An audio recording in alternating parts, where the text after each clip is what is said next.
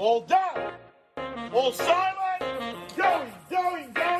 Go. So congratulations. Welcome to the Current Market Insights podcast, brought to you by Harris Partners Real Estate. Each episode, we chat with real estate author and industry leader Peter O'Malley to discuss the current property market conditions and provide insights to assist you on your property journey. Hello and welcome to another edition of Current Market Insights. I'm your host, Ciaran O'Brien, and with me, as always, is Mr. Peter O'Malley. Peter, hello. G'day, Ciaran. Great to see you. Great to see you, Peter. And welcome back, everyone, for another week on the podcast. I am going to mix it up a little bit tonight, Peter, and start in reverse, if I may. I'd love to just kick off tonight with our market wrap and really get a sense of what's happening on the property market in Sydney at the moment, because I think it really is a pretty volatile time. So tell us, based on what's happened over the weekend and based on the data, what is it actually looking like out there at the moment in Sydney property? Ciaran, if we go to the auction clearance rates to begin with, the final clearance rate for the last week was 43.2% from 1,591 scheduled auctions, so sub 50%. Now, the same week last year, the clearance rate was 48.8%, so decisively better, but from fewer auctions, 1,290 on the same weekend last year. Last week, the auction clearance rate was 45.2% from 1,455 auctions.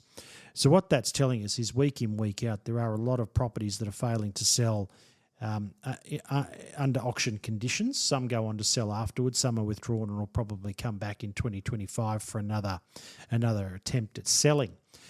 What I'd say about the current market is that there are a lot of properties achieving really good prices. And if you read the Sunday newspaper and you read about those strong prices, those numbers would actually shock most people to think that's where the Sydney property market is. Now, I've seen a lot of downturns in my career and a lot of booms, but I've never seen a downturn that's so underreported as what this one is. And I think the reason this one is underreported is that so much of the city's finest real estate is selling and selling well still.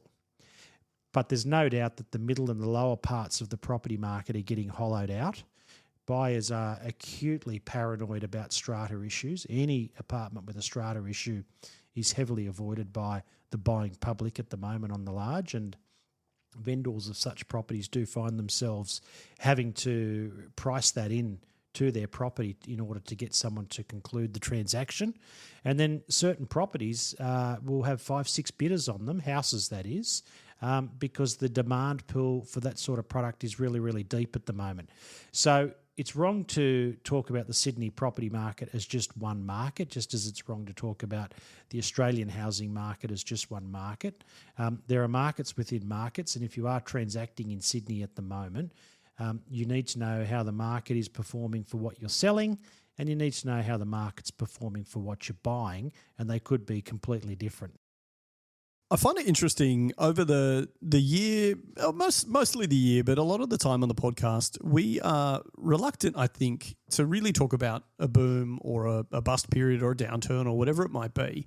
And I think we've used pretty soft language traditionally while still describing events that could be a downturn, as you say. I wonder, do you think, much like we have avoided using such strong negative language when describing what's happening, do you think that the current media climate is quite deliberate in avoiding the use of the language as opposed to, I guess, recognising that it is actually happening? Do you think it's a deliberate move to just try and maybe soften the environment or the rhetoric or the feeling around interest rates and housing and the stresses that they cause at the moment? And if so, where do you think that I guess, impetus is coming from? No, I don't think it's deliberate. I think this is a downturn quite like any other. And that's why I mentioned that I've seen a lot of downturns in my real estate career, but this one is unique in the sense that nearly half the market is actually performing, but a big chunk of the market is performing really, really well and independent of the interest rate setting of the day. And it's that upper end, middle to upper end, that the media love to report on, in their Sunday newspaper columns, so to speak. But everyone in the commentary seems to be missing the middle and the lower parts of the market is getting absolutely hammered at the moment. So I think the other thing is that a lot of people will base their commentary around the Saturday night clearance rate. And as we know, over the last 30 years, the Saturday night auction clearance rate is always more optimistic than what the Tuesday auction clearance rate is, because agents have a propensity for reporting their successes on Saturday night and burying their failures. But clearly on the numbers that we've just discussed, there's a lot of failures happening out there. And what we must keep in mind is every time a property fails to sell at auction, it's a $10,000 advertising campaign per property that's gone up in smoke. So there's millions and millions of dollars across Sydney being torched every Saturday afternoon at the moment, where people pay up front for an advertising auction campaign that's not delivering for them. And I think it's safe enough and fair enough to say too that for every, if the media were to report on, or the agencies report on every single negative campaign, there's just so many potential losses as well down the line. It's such a bad story that you're also going to lose more as we move on. You talk about the fact that there are still higher numbers this year, last month and this month, but especially compared with last year on going to auction, even with a lower clearance rate. Given the fact that you mentioned that it's mostly the sort of middle and lower tier housing, and we're seeing higher numbers with a lower rate, that to me says we're fairly consistent. But do you think that is all really framing up with this picture of just sustained interest rate pressure, potentially mortgage stress? Is it just a case of that we got more properties out there at the moment in the brackets that just cannot afford to weather this any longer? I wouldn't go as far as to say they cannot afford to weather it any longer, but the equation between vendors coming into the market is increasing, and clearly the number of active buyers in the market in this interest rate environment is diminishing. So forget the low auction clearance rate that we just discussed. If we go to the same weekend, which is the third Saturday of November last weekend, which was, so we had the 2nd of November, the 9th of November, and last Saturday was the 16th of November. So the third Saturday in November last year, there were 1,290 auctions. On Saturday just gone, there were 1,591. So you can see quite right there that stock levels are up sharply. Now, buyer demand has decreased over the same time because of interest rates. So at first it's subtle. Come back to Hemingway saying, first it happens slowly, then it happens suddenly. And that's what's happening in the Sydney property market at the moment. There's no doubt that the wealthier people, the middle to upper brackets of the market, have more runway, they have more assets, they have more savings to insulate themselves, but ultimately they won't be immune. And at some stage, the RBA will pivot and will look to cut, because it's getting to a point where the mortgage holder can't take it anymore. And I think you wanted to raise some points about Jim Chalmers looking, throwing some relief out there via the banks, etc., because there are people that are under duress at the moment. And Melbourne is worse than Sydney. I'm reading in many Sydney. ways, I think, Peter. Sorry? In many ways, I think. That's a big discussion. But the Melbourne property market is under far more duress than what Sydney is, and is falling actively faster. I'd love to, we will one day tackle the Melbourne market, because I would really love to get your thoughts on it. We won't tonight, but to me it's a really interesting case study in the types of housing and the people and the buying approach, etc. I do want to point out, that roughly 300 extra properties on the market increase, still represents 25% from the year before. I mean, that's a sizable, you say it's a slow increase, it's a gradual progression, but that's quite marked, really. I mean, year on year it is, but it's been creeping up all year. Yeah. Of course, and anyone who's listened to our podcast would know we are talking about this week in, week out, and we actually are highlighting just the variability throughout those values. Let's just highlight on this point as well, Ciaran, if you don't mind. The auction clearance rate in Sydney has only cracked 50% once since early August. Yeah. And we've said multiple times that that's the sign of a downturn, 50%. Is when it stays below 50% consistently, right? Yeah. So it is. Look, all the picture is painted that we are in a let's call it a silent downturn, right? Because no one's talking about it outside of us for the most part. I guess final question then before we do, briefly touch on Jim Chalmers. You probably don't know the answer to this, but I'd be really interested to get your thoughts.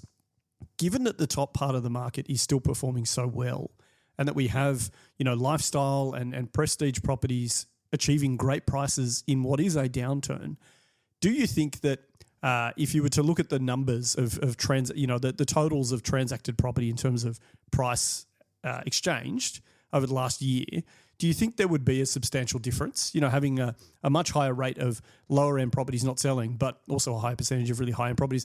If you were to look at Sydney property just at a very macro level, could you rightly say, oh, well, look, it's doing really well because, we're seeing an increase in total transaction sort of value as opposed to what's really happening? I think sales volumes are up overall. I don't think there's any doubt about that. And there's no doubt that people in the higher ends of the market who are achieving good prices, because when we say the higher end of the market, look, I think, you can say the median house price in Sydney is 1.4. The majority of people listening to this are from the inner west. So the inner west naturally fits, particularly for housing in the middle to upper range of the market, because it's probably got an average price of 2 million in most suburbs. The median house price in Balmain East is 2.75, where Sydney's median house price is 1.45. So in those markets, most people are happy with what they're getting, and they're happy to transact if they've spent the $10,000 on the advertising, et cetera, et cetera. Oh, look, it makes sense. Certainly does. Moving on then to Jim Chalmers. He spoke on Sunrise this morning, which is obviously going to date when we're recording this, but he was kind of speaking in response to some public feedback that the banks aren't appropriately responding to mortgage stress. Now, I personally find it interesting that a treasurer would make comments on, a show like this about what is, a relatively complex policy platform or position. I wonder, without going too much into this story, he's basically said, look, I'm going to put some pressure on the banks to give or encourage them to give relief to people who are under or experiencing mortgage stress. Do you think that, firstly, the government really has any intention or plan to do that as it currently stands? And I guess, secondly, do you think that, realistically, this might be too little too late for a lot of people that have already suffered through what is a pretty tough time? Look, the Treasurer, is being seen and wanting to be seen to do the right thing, and no one can blame him for that, because at the end of the day, he's facing the electorate in the next 6 months, and this is global inflation, has been kept higher in Australia by government spending, but by and large, as the Treasurer, Jim Chalmers has probably worked all his life to get to the position he's in now, and he's battling circumstances that weren't of his doing. So you've got to have some empathy for his position. And as the Treasurer of the country, if he leans on the RBA, he calls their independence into question. You've already seen Trump trying to lean on Jerome Powell, and Jerome Powell snapped back, because the moment an elected government official can lean on an independent central bank, that calls the whole integrity of it into question. So Jim Chalmers has had a bit of a go at the RBA, and that didn't play well for him. So he's moved from the central bank, obviously, to a consumer bank, being primarily the Big Four. And the Big Four do need to be socially responsible here, because if you start throwing people out on the streets, you'll create social unrest. The policies that the government introduced during COVID were all about avoiding social unrest, because social unrest can take hold very, very quickly. We sit here in Australia in a very civil society, and we watch things go on overseas with police cars and buses being torched and youths rioting in the street, and we think it could never happen here, and hopefully it never does happen here. But social unrest can take hold very, very quickly. So the banks have got a massive role to play in helping people through this. But at the end of the day, they are commercial entities, and unfortunately, the banks can't take bad mortgages on en masse for a sustained period of time as a social responsibility, because that'll weaken their position. And if there's one thing we don't need as a country, we don't need a weak banking sector. So it'd be great if a magic bullet arrived, and inflation dropped sharply, and it allowed the RBA to cut rates and throw relief across the system. But that is not looking likely at the moment, which leads into the next thing we were going to discuss today, which is, markets are fully aware now of how inflationary Trump's looking like he's going to be, and that will have impact right across the spectrum. Yeah, look, I think you are certainly right. I agree, the banks are commercial entities and they certainly have to protect their own interests. But I do also think COVID showed us as a society that the banks can do better and they can also weather so much more than they allow themselves to weather in the interest of protecting, the social kind of stability, which is important, as you say, and it doesn't take much for unrest to take hold. I certainly hope that, Jim Chalmers and the federal government at the moment put the right pressure on. I certainly don't want to see a scenario where they are, exerting influence in a way that is detrimental or undermines the authority of that independent kind of board and body. And I also I want them to protect the independence of these commercial entities because we are in a free market, and that's the whole point is that we're not a communist nation. We're not driven by central government policy entirely. But let's certainly hope that Jim Chalmers can do something or have some impact that will make it a little bit easier. I'm certainly not alone in looking for that relief, and I'm sure many of our listeners are the same. You mentioned our good friend, Mr. Donald Trump. I don't know about good friend. Well, he's our friend because we talk about him a lot at the moment. Well, he's the president-elect, so whether you like him or you don't, you've got to talk about him because he's coming. Exactly. And look, You mentioned very much that we are going to talk about the inflationary pressures that likely come under him. We mentioned for our listeners a few weeks ago that if he was elected, that was a possibility, given his economic policy that he'd gone to the election with. And we spoke around election time and, when it was looking like, or maybe he had been sort of preliminarily elected, that was definitely going to happen and the markets were starting to respond. I know you've got an article here from the AFR over the weekend. Tell me and tell our listeners a little bit more about what is sort of coming to light in terms of this inflationary outlook. Oh, look, it was a Christopher Joy's article. It was a good one. Interest rates could soar under Trump. Joy goes on to say that the US Federal Reserve Chairman Jerome Powell indicated he was opening the door to the possibility that the world's most important central bank may already be done with cutting rates for the time being. So Trump's agenda has already got the Federal Reserve, along with some employment numbers that have come through, already has the Federal Reserve saying the rate cutting cycle may be as shallow as 0.75%. Did they not, though, Jerome Powell not preemptively cut rates around the time of the election anyway? So they had actually taken a downward step prior to Trump being elected. He had inflation at a level that he felt that he could cut rates, but numbers that came subsequently showed that it could be one of the shortest rate cutting cycles in recent times. Joy goes on to write that markets have gone from assuming a December cut was all but certain to now handicapping it at a near line ball 62% probability, and that was on the weekend. Jerome Powell said, and these are his comments, that the Fed does not need to be in a hurry to lower rates, and the current strength of the economy allows it to approach it as our decisions need to be carefully made. So what you could be seeing, it'll be really interesting to see what Jerome Powell does in December, but he may well back off the rate cuts just to see what exactly Donald Trump does versus what Donald Trump campaigned on. And I guess everyone's looking at that now. In meetings that I'm having with consumers who are not economically illiterate, but they're not economically enthusiasts or following it closely, but sort of the man in the street, to use a cliche, is saying to me that Trump is going to be inflationary. He's going to keep upward pressure on interest rates if he gets his agenda up. So people have worked out pretty quickly that Trump's agenda, no matter what you think of it, will be inflationary if he executes the way he on the platform he campaigned on. Yeah, I certainly know plenty of people will be keeping an eye on what he has said pre-election versus post. Do you think that the US could be entering a scenario that we've talked about where and the RBA considered where they may preemptively cut rates and then actually, have to rise again to try and combat inflation? Do you think that the possibility is there that instead of just stalling, they may actually have to go back up? History has told us that's happened before.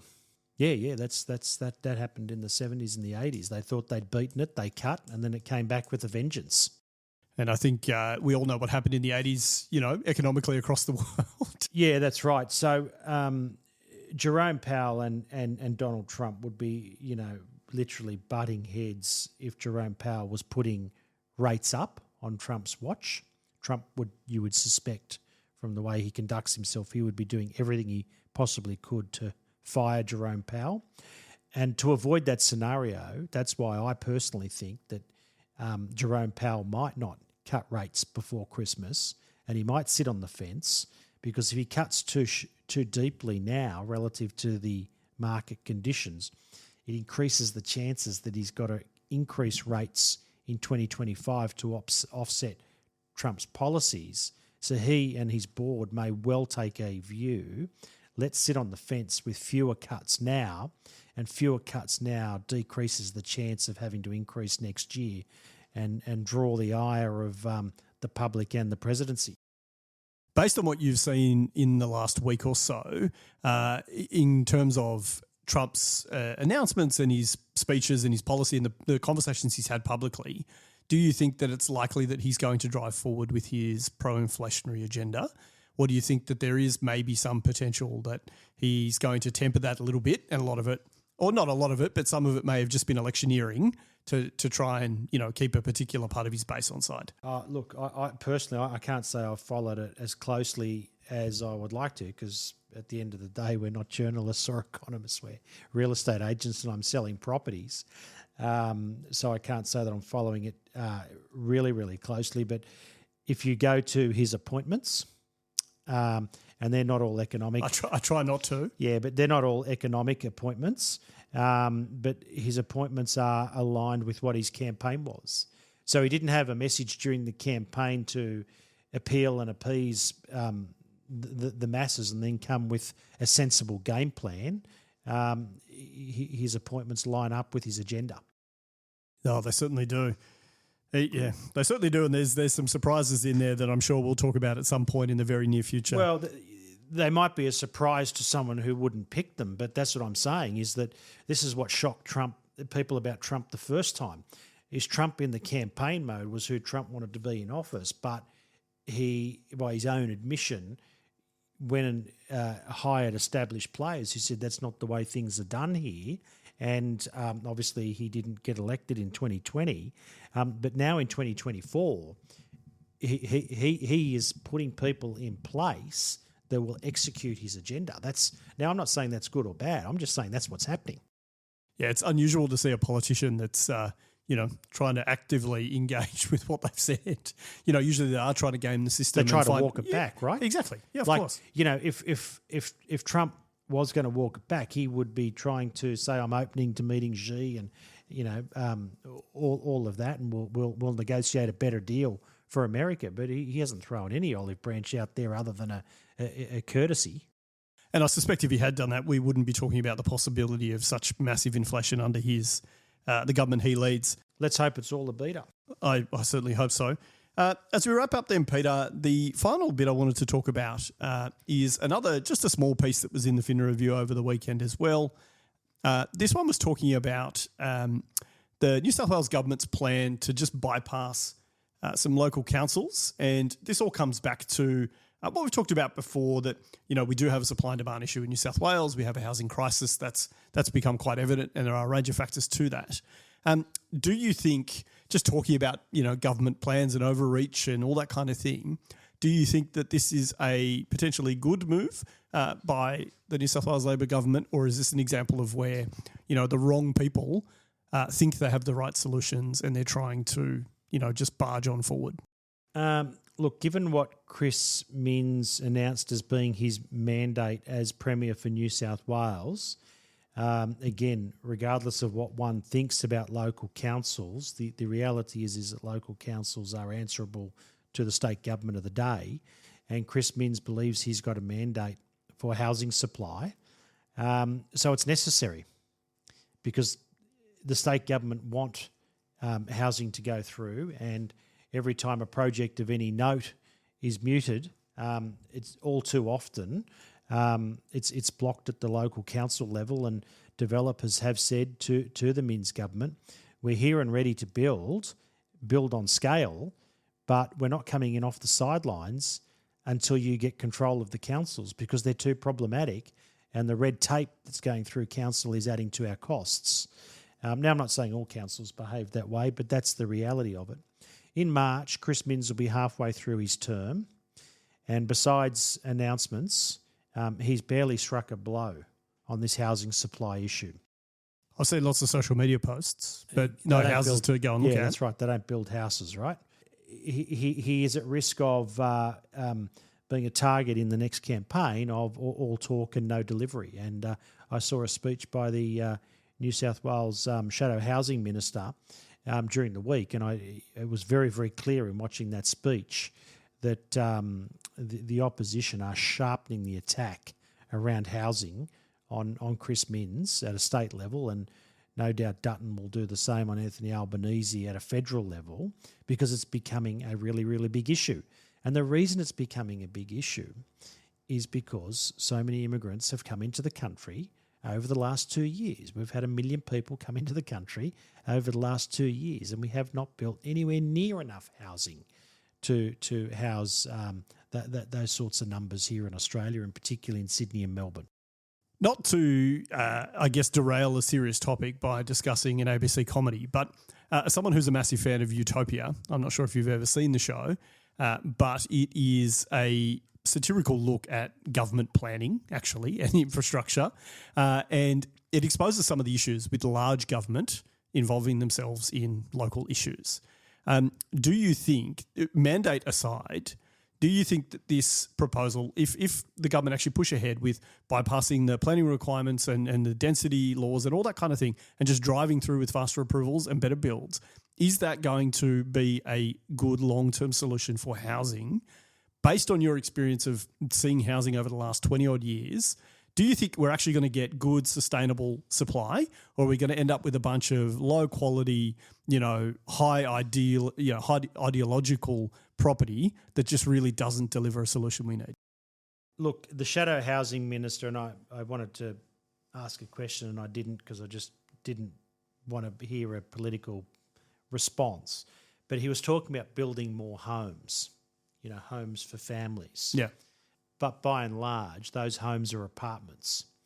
I fit into the category of I don't buy into the build up, not out strategy. I personally believe we should be building out.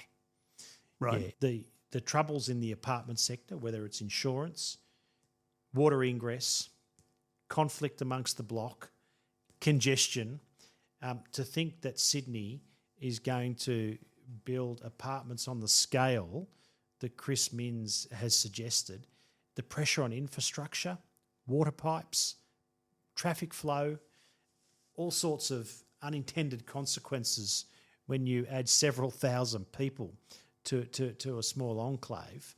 I don't drive around Sydney in the inner city saying there's a yearning desire for more apartments here. Now, it'd be great to build more houses, but the land doesn't exist in the inner city. So I would be happy for larger blocks to be able to be carved up into more housing in the inner city, absolutely. Industrial sites converted into high-quality residential. But I don't know, in Australia, it does not sit well with me, and I don't know where Chris Minns thought his mandate was to, or the other mob for that matter, where they thought their mandate was to tell families their future was living in an apartment. This is Chris that lives in a house in Cogra, not an apartment in Cogra. I wonder, though, you mentioned infrastructure, and to me that's really the most critical part here. I, too, grew up in Australia. I grew up, with the house and land, all the things that we kind of, I guess we idealise here in Australia. How, though, in terms of practicality, how do we deliver more housing in a wider area and actually supply the needs of the city and the people that live here? And I use an example. I would love to move to a bigger house in my family, further out of Sydney, but how do I get to work? How do I, the infrastructure doesn't exist to actually facilitate that unless I work remotely. Do you think that, ideologically it makes sense to go out, but in terms of solving the crisis in a reasonable time frame, do you think that Mins is trying to balance getting stuff done quick enough to actually have an impact versus actually meeting the need of what Australians want? You know, look, let's talk. I don't know if you call them satellite cities or sub-cities, whatever you want to call them, but let's talk. Penrith, Blacktown, Parramatta, Chatswood, Cronulla, the Shire. Why is everyone charging into the CBD at 8 o'clock every morning? Well, that's where the work is. Well, don't make the work there.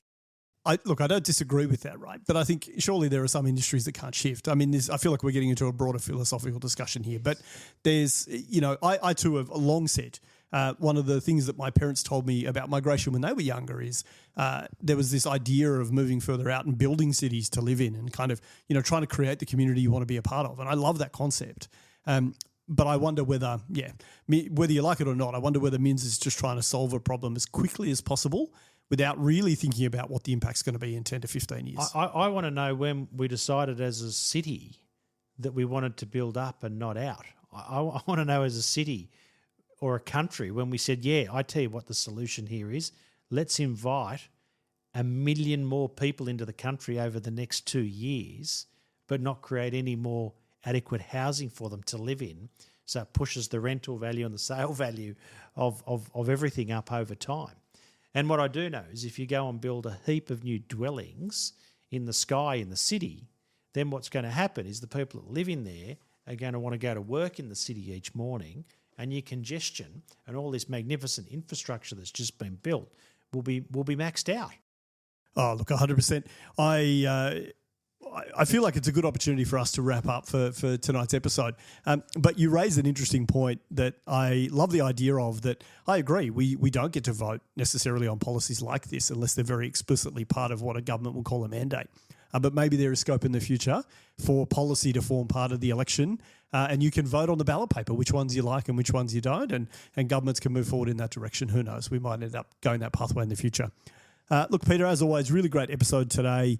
Some good topics and a bit of maybe a feistier discussion than usual, but I certainly appreciate you coming in and taking the time to talk with us. Thanks, Ciaran. All the best. And thanks to everyone for listening to Current Market Insights. We look forward to speaking with you next time. Thanks for joining us on the Current Market Insights podcast, brought to you by Harris Partners Real Estate, the podcast providing real estate insights you won't find anywhere else.